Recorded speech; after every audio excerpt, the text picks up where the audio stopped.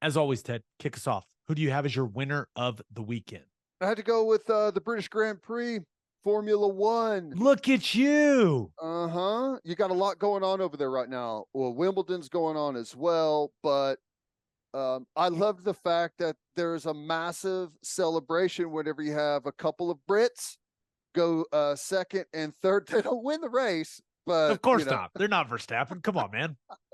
And then you get McLaren with a second place there in Great Britain. So all in all, I mean, you can't win, you can't beat Verstappen, but to go 2 and 3, not bad for the Brits. That's good. Little hometown performance. Like that's big time stuff. Now, I've kind of shifted my mentality when it comes to watching F1. I kind of just put Verstappen and what's going on with him over to the side. I don't know if that's a good thing or not. And I kind of focus on the other stuff. I know some people, oh, this is so boring. The same guy wins every time. Well, yeah, that's true. But you can choose to focus on that or focus on some of the other entertaining parts of the sport, right? Like you said, like some British guys finishing second and third in England. That's awesome. I like to focus on Verstappen. I think it's hilarious. Did you see? I think it was last week. Did you see? He's winning the race by a huge margin, and he wanted to change tires for the last lap to get the lap record or the fastest lap of the day. And his radio crew's like, "Yeah, we don't think it's going to be smart for you to come in, and it's too much risk to come in and pit this late in the race." And then there's radio silence, and then you hear the announcer say, "Verstappen has entered pit lane." It's like, yeah, I'm going to change these tires. It's pretty funny. And yeah, he got the lap record. But yeah, I thought that was cool. Lando Norris and the McLaren, and then Lewis Hamilton getting the Mercedes going a little bit.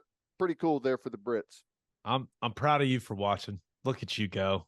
He's back. I know. F1 Ted is back. My nephew, like you really started it, and my nephew's really big into it. So yeah, I'm liking what I see there. Entertaining, quick, lots of action. It's fun. It's quick. It also, I prefer now that the American races, or I guess some of them are out of the way. Right now, it's kind of back towards the Sunday morning slot, which is nice. Yeah, I like it. I'm not trying to watch it primetime Sunday. It's like that's what I liked about it. Like, give me the Sunday morning when I'm not really doing anything situation. Cup of coffee in my hand. Let's watch some Formula One. Maybe that makes me a casual. It probably does, but it is what it is. That's what I am. I've got no problem saying it. Yeah. I know nothing. All right. Who is your loser of the weekend? I had to go with Pat Fitzgerald there at Northwestern. Crazy situation. Okay. I know a lot of people probably know, but here's what I've gathered so far. There was hazing allegations at Northwestern. Northwestern started an independent third-party investigation to see exactly what happened. After going through their investigation, they found that Coach Fitzgerald had no knowledge of what went on, but there were opportunities for staff and people to report, and they felt like a 2-week unpaid suspension starting immediately was how they were going to move forward with it. Okay. And since then, some things have happened. Someone's come out, and there was a story in, I can't remember what the Daily Northwestern there, and talked to some of the people that were making the allegations about inside what was actually going on. And it looks like maybe that Pat Fitzgerald did know what was happening, and maybe even to some degree participating in it. I guess that they would, whatever it was that they were going to do to some of these freshmen, like if they messed up out on the field, they were going to be up to be put through some of this hazing. And I guess there was like some type of hand signal or something that they did out there like on the a field. Clap. Yeah. And I guess some people think that Coach Fitzgerald knew about it because he was doing that clap that they did on the field. And it sounds like the university president is, going to change perhaps what their punishment was. And I haven't seen that they've announced anything else, but they're rethinking that punishment. And then the current players, all of the current players at Northwestern, put out a letter, a statement in full support of Coach Fitzgerald, that he didn't know, that they're with him 100%, that these allegations have been blown out of proportion. Yeah, twisted, blown out of proportion, that they are a dedicated team, dedicated to each other and doing the right things as men. So what does all this mean for Pat Fitzgerald? I don't know. At least a 2-week unpaid suspension, perhaps more. And let's be honest, if you're suspending a head coach during like the dead period and in the summer, that's about the best type of suspension you can get. I know he's missing out on some money, but you're really not teaching anyone much of a lesson, right? If it's not during a game week. So what happens from this? What happened in the hazing? It's hard to know. Right. And I saw Adam Rittenberg from ESPN. He had a tweet that they were sent a picture of a whiteboard that basically said like naked bear crawl or like naked slingshot, and it's in the middle of the locker room. So it's hard to plead ignorance. Yeah. So got a lot of thoughts on this. Now, I think Pat Fitzgerald, what he has done at Northwestern, I think he's one of the best coaches in college football. I think there's very few people that could accomplish what he's accomplished there. Right? The guy's a legend at Northwestern, right? But you can't let this stuff happen in your program. I find it incredible. I know the report said that they couldn't prove that he knew. That doesn't mean he didn't know. He would have had to have emailed someone about it or something, right? Yeah, it's like, we couldn't prove that he knew, right? But the fact that they had some super fancy law firm look into it and they found enough to suspend him at all tells you that Northwestern was a little uncomfortable with what they found in that investigation.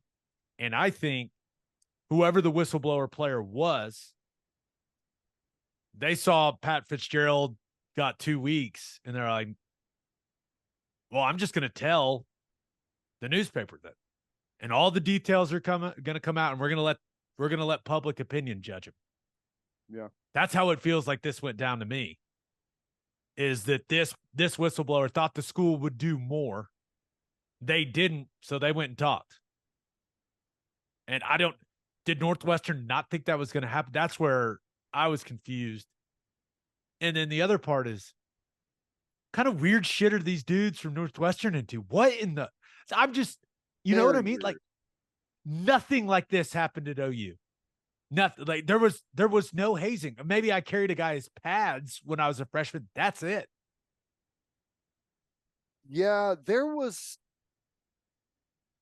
I think there was some hazing before Coach Stoops got to OU, because I remember hearing some stories about some stuff that went on. I can't remember necessarily what it was. I don't think it was anything like horribly bad. Nothing like this. But I do remember a couple of times like guys, like freshmen getting their head shaved, stuff like that. But getting your head shaved. This is what I'm having a tough time understanding. Is you're an upperclassman. You've started for a couple years. And one of your teammates comes up to you and goes, "Hey man, want to put a mask on and dry hump this freshman with me?" Yeah, I'm out. No, I'm good. I'm good, man. What? It's so weird. Like, it's just weird. And I where have does nothing to Shrek offer. factor into all this? Where does the Shrek thing come from? Don't know. That's what No I want to idea. know. I want to know why it was called the Shrek list or the Shrek clap or whatever. Like, I don't know that I want to know any more than I've already learned. oh, we've already been exposed. I read that entire long article from the Daily Northwestern, which the different hazing things got more absurd and more absurd. Car washing. Oh my goodness. What are these guys doing? I mean, what are we doing? I I'm just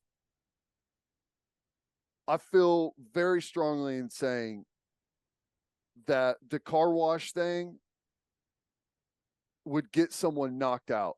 Oh my God. I I don't know. I don't even understand how that goes down. I guess like whenever you're I don't know, I guess if you're in fear of an entire football team like coming back at you, I don't know. It's just a weird thing. I don't know what's to gain from any of that. There is nothing to gain. It's all incredibly stupid. Guys spinning around as I'm walking into the shower. Like, how does that create team bonding? Like one of the things, if you're talking about hazing, it's like, okay, this is kind of fun. It kind of sucks for the guy that's going through it, but it creates team bonding, right? That's what hazing is supposed to be for. Like good hazing. This is just odd. Odd behavior. Northwestern has really set themselves up for some interesting uh signs or razzing from opposing student sections. Like they're going to be known as a certain type of team from this point on, right? You With know some of these exactly what's going hazing to happen. stories. You know what goes down at the Buffalo Bills games. Oh yeah, The some objects thrown onto the field, There are going to be perhaps. some objects thrown on the field. Now, I do think that I do think Northwestern, they have a certain reputation as a university, Mm-hmm. right? So I don't know what's going to happen to Pat Fitzgerald. I won't be surprised if he gets fired. I really won't. But at the very least, they're going to have to release the findings of that report. Now they may have to redact names and stuff like that, but people are going to want to know. Okay, let's see it. We want to know everything. We want the whole thing released. You make it public. That's what the expectation of a upstanding place of higher education, right? Place that prides itself on its journalism school, right? People are going to push and push and push for them to release that whole thing. And here's the thing, something like this, whether it's all officially released or not, most of the details will make their way out in one way or another. You know what I'm saying? I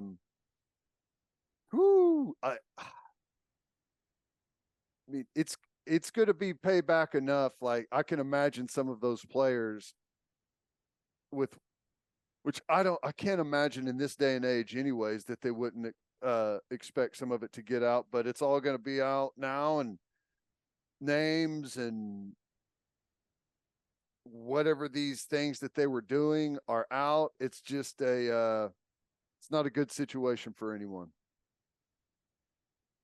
How is this? It's already hard enough to recruit to Northwestern, but now you got this. And that's one of the reasons I will not be surprised if he gets fired. How does Pat Fitzgerald walk into the living room and go, "We need you at Northwestern, coach, or a bunch of guys going to hump me"? Because I don't want to do that. That doesn't sound fun to me. I love academics. I want to play in the Big Ten. That's great. You're a great coach, but I don't want to get car washed. That doesn't interest me. There are going to be a lot of people that hear about this and their parents are going to go, "You are not going to Northwestern. You're not going." And that's a tough spot to be in. It was already hard enough to get guys into that school with the academic requirements. Now you got this working against you. You got to imagine like if you're like a Chicago area recruit or whatever, and it's like, I'm committing to Northwestern. You know what? Everyone's going to be like, oh, are you, huh? Interesting. That's where you chose. Into that. Okay. Right or wrong, that's how this thing works. Not right or Yeah. wrong. It's wrong, but that's how this thing is going to work for Northwestern. And like kids that want to go there, get offered to play, it's going to turn into a bad deal, I imagine.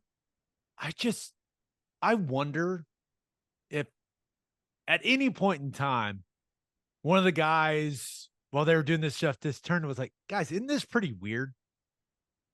Like, this is weird. Did that just never happen? Like, I just don't know. all went along with it? I imagine there's like I imagine in that situation, you probably have a small group that does the hazing, a small group that's getting hazed, and then a big group in the middle that is like, I don't want to have anything to do with this, and I ain't saying anything because I don't want to end up on the list or whatever it was called.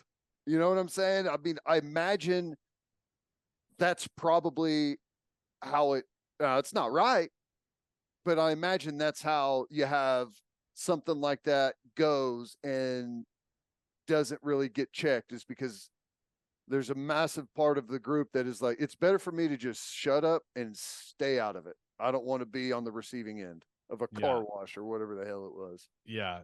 I imagine I am 100% confident that if they would have tried to do that to you, you'd have punched someone in the face. It's easy to say that whenever you're not in the. I mean, peer pressure is a weird thing, but that's just. I know. Like I would that's say beyond right now, strange. I would say now with 100% certainty that yes, before I do any of that, I'm willing to fight and like. And what happens, happens. Go down swinging. What happens, happens. It's easy to say that now, but I know that all of the people that did that before it happened, they would have said the same thing. Yeah.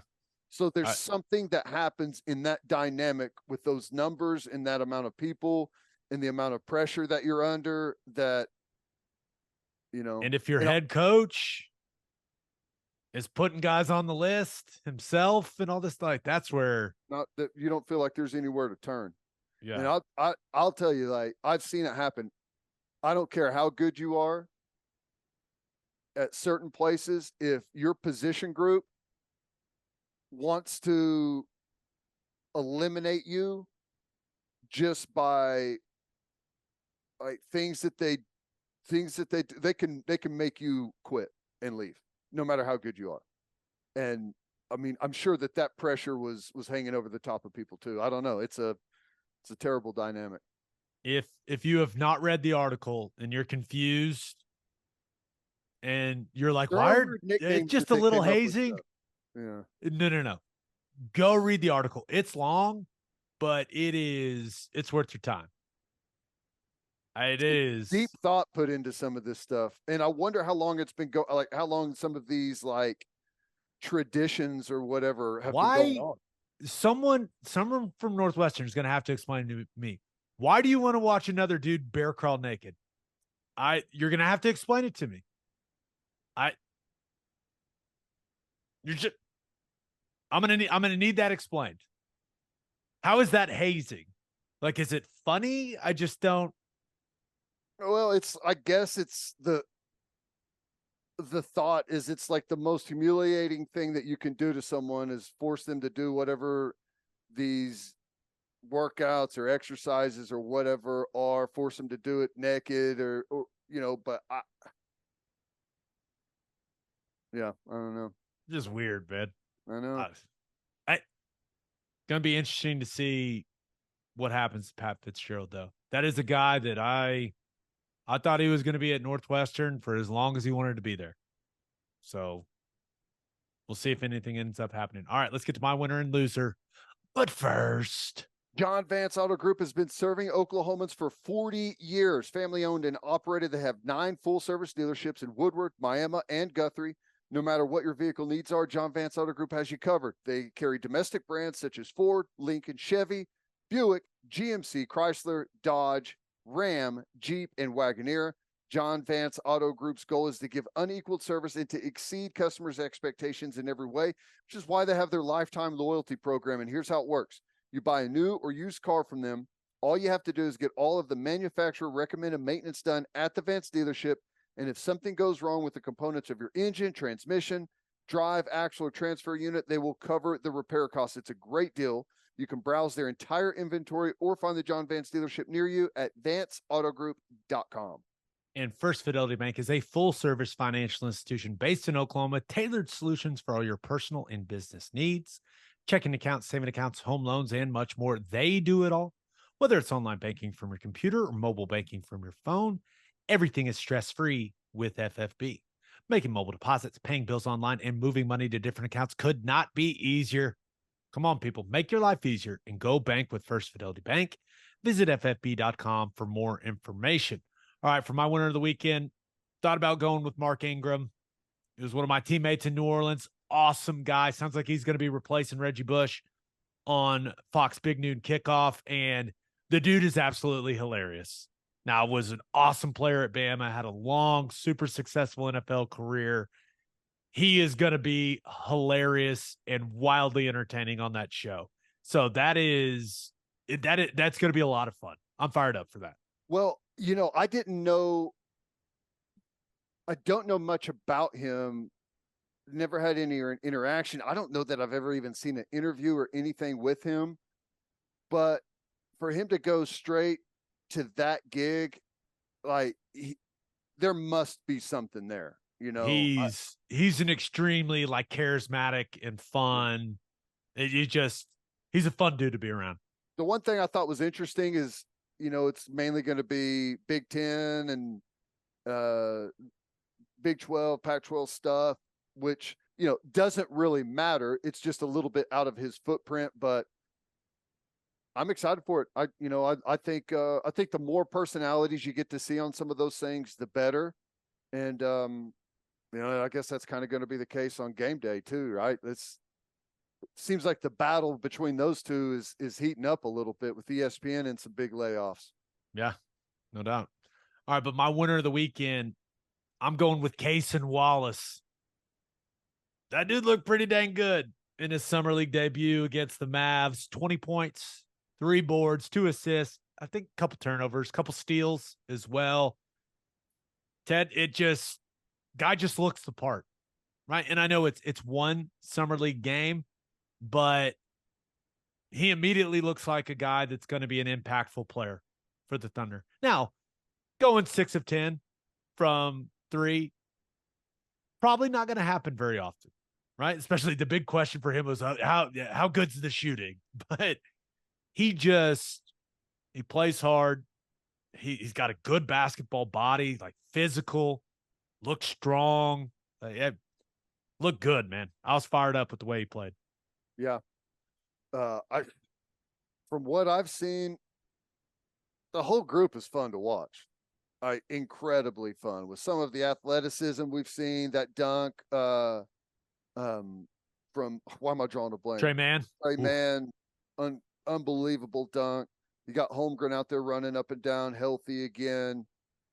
Dude, the Thunder made some moves, looking pretty good right now. Yeah, I'm liking where they're sitting.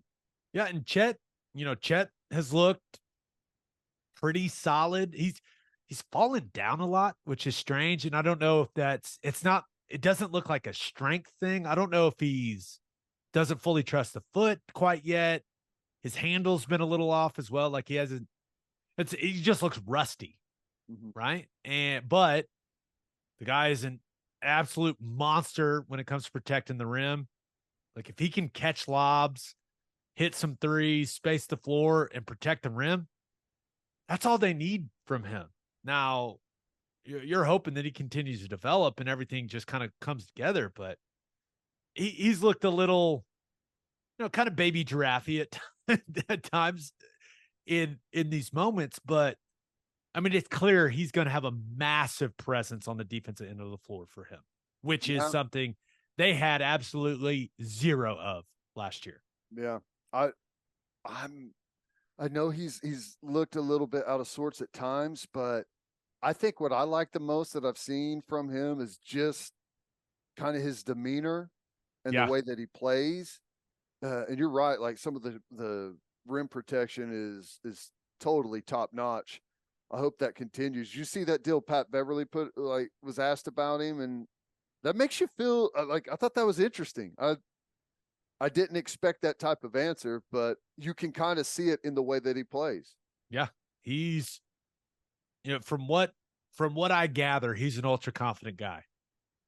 So I'm encouraged by what we've seen so far. And the Thunder, like you mentioned, there's been a lot of change over these last couple of weeks. It's kind of hard to figure out who's on the team, who's going to be a factor, who's not. They're going to have some tough decisions to make when it comes to roster spots. Now, that decision doesn't come until October, right? But it's going to be a fun team.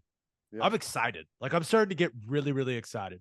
And I see more and more people out there that know way more about the sport than I do that are starting to say the Thunder are going to be a real challenger in the West. So yeah, we'll see. Denver. I'm gonna go ahead and stay with Denver, but I do think that they're going to be one of the most entertaining teams in the league. And this season is like just the start of a really, really exciting period for this franchise. So I'm fired up, baby. All right, for my loser of the weekend, thought about going with Victor Wembanyama. Just didn't. First of all, did his security slap Britney Spears or not? Like that whole thing was so strange, and it's all good. Just a misunderstanding, it sounds, between Wembanyama and Spears, which I honestly feel like it's one of those things that it's like a Mad Lib. Yeah, like nothing. Like I don't know that it was anyone's fault, right?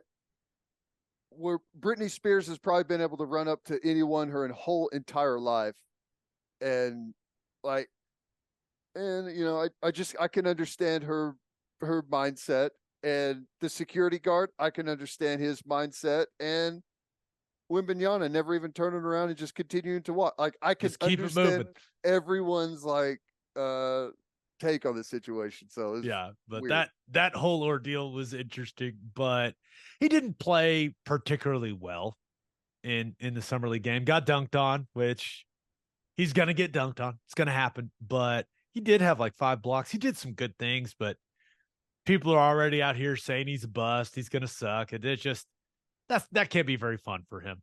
It just can't. It's not fun when people are saying that. He's played one game and people are saying, "Oh, this guy stinks."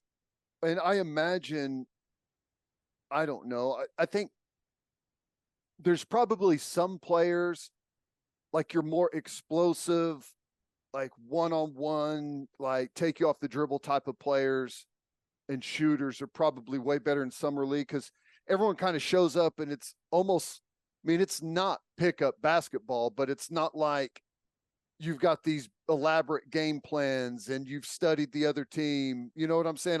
I imagine that's not going to be his strong suit basketball wise. Yeah. And even after the game, he came out, he was like, I didn't know what the hell I was doing, which I respect. It was great. But my loser of the weekend, Bob Huggins. I mean, what in the world is going on? Yeah. What is going on? His lawyers sent West Virginia a letter that said he never officially resigned. He's currently in rehab and intends to return to his position as head coach after he's finished with rehab. I guess they're saying that his wife actually resigned for him, like via email or text message, and he actually didn't officially resign himself. My hope was that Bob Huggins would get right. He'd work through his issues, and then he'd become an ambassador for West Virginia, right? Do some TV. We've seen him do TV. He's good. He's funny. And that he would be, just like Mr. West Virginia, which is what he has been for the last 17 years or whatever it's been. And it's going the complete other way, man. I did not think he's going to end up trying to possibly sue the school to reinstate him as the head coach, even though they already named Josh Eilert as the interim coach and signed him to a contract. What a weird situation, man. Is this a move to try and get like settlement money, like a buyout or something? I guess, I don't know, but I mean, West Virginia responded and basically said, no. And hey, if you want to sue us, we will gladly fight that fight. And it's the exact opposite of how I wanted this to go. Well, if I'm West Virginia, I say, oh, it's great to have you back. You're reinstated and you're fired with cause. See ya. Right? I mean, bye. I mean, I don't know. It seems like a weird situation. I don't know what's to gain other than trying to sit down and reach some type of buyout settlement is the only thing I can think of. And I don't know what that situation was with his resignation, if there was one. Yeah, I don't know, but we've talked about Ren Baker, that new athletic director for West Virginia, having a tough start, right? First, hey, you got the Neil Brown situation, his contract. What do you do with your football coach? Then you had Bob Huggins do the radio thing, then the DUI, and now this. Ren Baker has to be going, seriously, man? Come on, guys. Come on, man. It sounds like, just from like how the interim coach situation went and the coaching search went, it sounds like there's still a very sizable presence of some pro Bob Huggins people at the university and in the administration. And I think the new athletic director is finding out that he doesn't have a very big contingent behind him, maybe to make some of these moves. And I don't know, it's probably turned way more political than we ever would have imagined. This is a very rough start to my Bob Huggins is going to be the West Virginia ambassador. Like that's how it all was going to go in my mind. We're off to a rough start. See what happens. Threatening the school with legal action if you don't reinstate you as the head coach is a move. Man, that is a move. Don't you think that there has to be, I don't know what to think, man.